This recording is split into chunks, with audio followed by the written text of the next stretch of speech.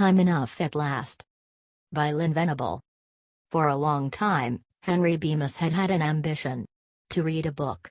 Not just the title or the preface, or a page somewhere in the middle. He wanted to read the whole thing, all the way through from beginning to end. A simple ambition perhaps, but in the cluttered life of Henry Bemis, an impossibility. Henry had no time of his own. There was his wife, Agnes, who owned that part of it that his employer, Mr. Carsville, did not buy. Henry was allowed enough to get to and from work, that in itself being quite a concession on Agnes' part. Also, nature had conspired against Henry by handing him with a pair of hopelessly myopic eyes. Poor Henry literally couldn't see his hand in front of his face.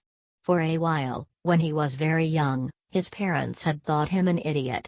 When they realized it was his eyes, they got glasses for him. He was never quite able to catch up.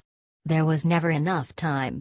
It looked as though Henry's ambition would never be realized. Then something happened which changed all that. Henry was down in the vault of the East Side Bank and Trust when it happened. He had stolen a few moments from the duties of his teller's cage to try to read a few pages of the magazine he had bought that morning. He'd made an excuse to Mr. Carsville about needing bills in large denominations for a certain customer, and then, safe inside the dim recesses of the vault, he had pulled from inside his coat the pocket-size magazine.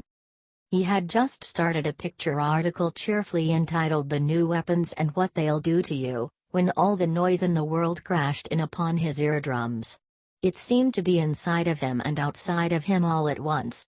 Then the concrete floor was rising up at him and the ceiling came slanting down toward him, and for a fleeting second Henry thought of a story he had started to read once called "The Pit and the Pendulum." He regretted in that insane moment that he had never had time to finish that story to see how it came out. Then all was darkness and quiet and unconsciousness. When Henry came to, he knew that something was desperately wrong with the East Side Bank and Trust. The heavy steel door of the vault was buckled and twisted and the floor tilted up at a dizzy angle, while the ceiling dipped crazily toward it. Henry gingerly got to his feet, moving arms and legs experimentally. Assured that nothing was broken, he tenderly raised a hand to his eyes. His precious glasses were intact, thank God. He would never have been able to find his way out of the shattered vault without them. He made a mental note to write Dr. Torrance to have a spare pair made and mailed to him. Blasted nuisance not having his prescription on file locally, but Henry trusted no one but Dr. Torrance to grind those thick lenses into his own complicated prescription. Henry removed the heavy glasses from his face. Instantly the room dissolved into a neutral blur. Henry saw a pink splash that he knew was his hand, and a white blob come up to meet the pink as he withdrew his pocket handkerchief and carefully dusted the lenses. As he replaced the glasses, they slipped down on the bridge of his nose a little. He had been meaning to have them tightened for some time. He suddenly realized, without the realization actually entering his conscious thoughts, that something momentous had happened, something worse than the boiler blowing up, something worse than a gas main exploding, something worse than anything that had ever happened before. He felt that way because it was so quiet. There was no whine of sirens, no shouting, no running, just an ominous and all-pervading silence. Henry walked across the slanting floor. Slipping and stumbling on the uneven surface, he made his way to the elevator.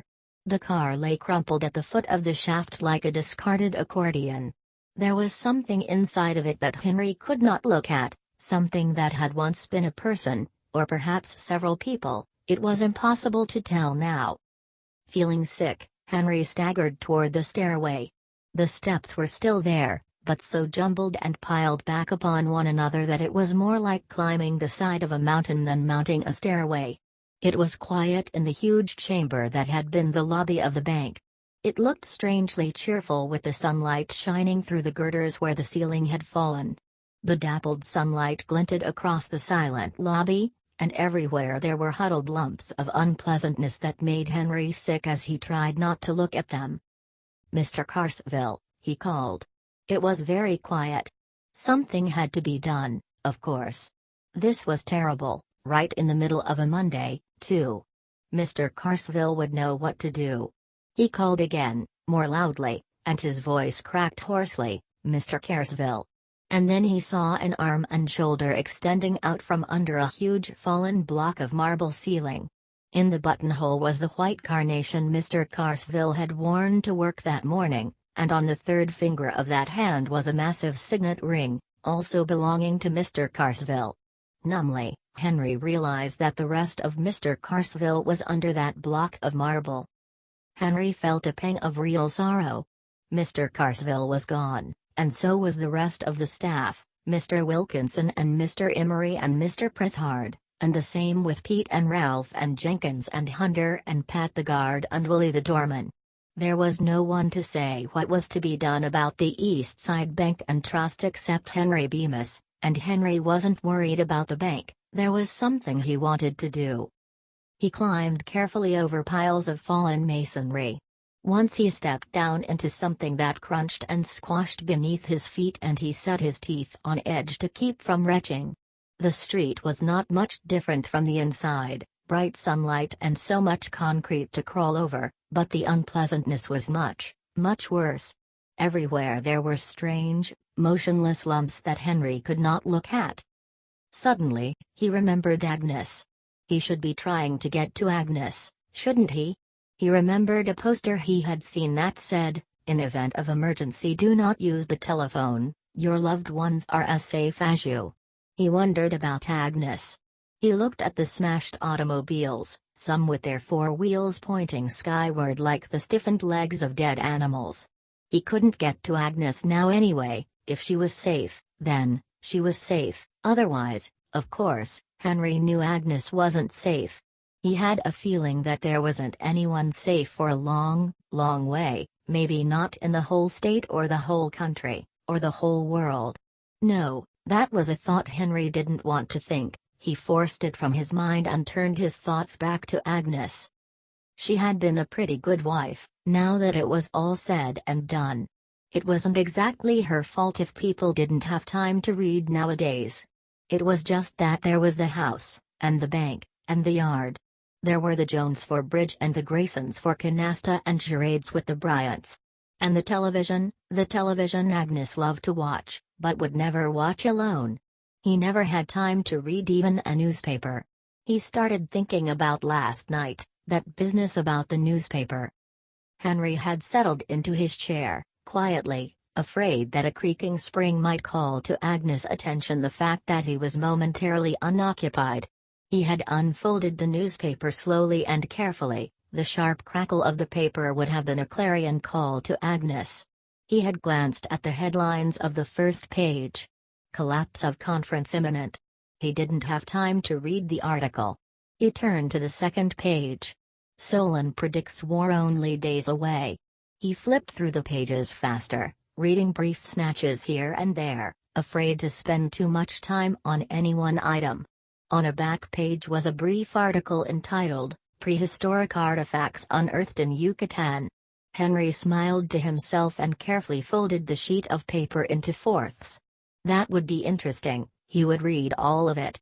Then it came, Agnes' voice. "Henry E." And then she was upon him. She lightly flicked the paper out of his hands and into the fireplace. He saw the flames lick up and curl possessively around the unread article. Agnes continued, "Henry, tonight is the Jones Bridge night. They'll be here in 30 minutes and I'm not dressed yet, and here you are, reading." She had emphasized the last word as though it were an unclean act. "Hurry and shave, you know how smooth Jasper Jones' chin always looks, and then straighten up this room." She glanced regretfully toward the fireplace. "Oh dear, that paper, the television schedule, oh well. After the Jones leave there won't be time for anything but the late movie and—" "Don't just sit there, Henry, Henry." Henry was hurrying now, but hurrying too much. He cut his leg on a twisted piece of metal that had once been an automobile fender. He thought about things like lockjaw and gangrene, and his hand trembled as he tied his pocket handkerchief around the wound. In his mind, he saw the fire again, licking across the face of last night's newspaper. He thought that now he would have time to read all the newspapers he wanted to, only now there wouldn't be any more. That heap of rubble across the street had been the Gazette building. It was terrible to think there would never be another up-to-date newspaper. Agnes would have been very upset, no television schedule. But then, of course, no television. He wanted to laugh but he didn't. That wouldn't have been fitting, not at all. He could see the building he was looking for now, but the silhouette was strangely changed. The great circular dome was now a ragged semicircle, half of it gone, and one of the great wings of the building had fallen in upon itself. A sudden panic gripped Henry Bemis. What if they were all ruined, destroyed, every one of them? What if there wasn't a single one left? Tears of helplessness welled in his eyes as he painfully fought his way over and through the twisted fragments of the city.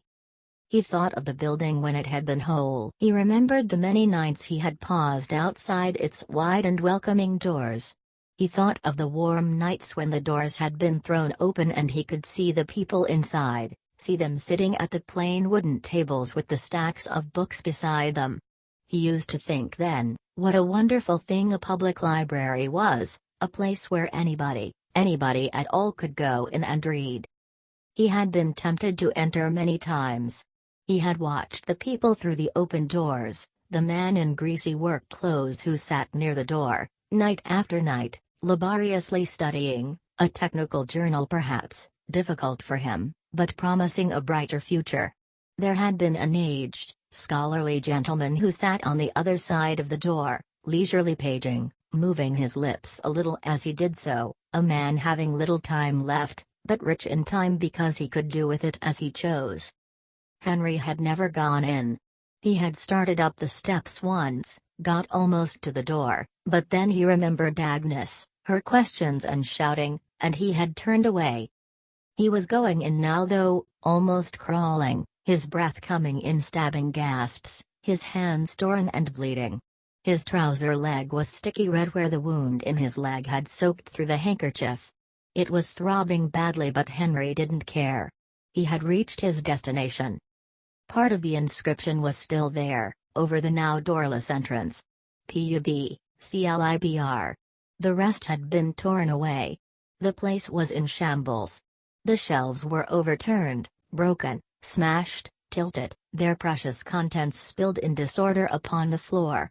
A lot of the books, Henry noted gleefully, were still intact, still whole, still readable. He was literally knee-deep in them. He wallowed in books. He picked one up.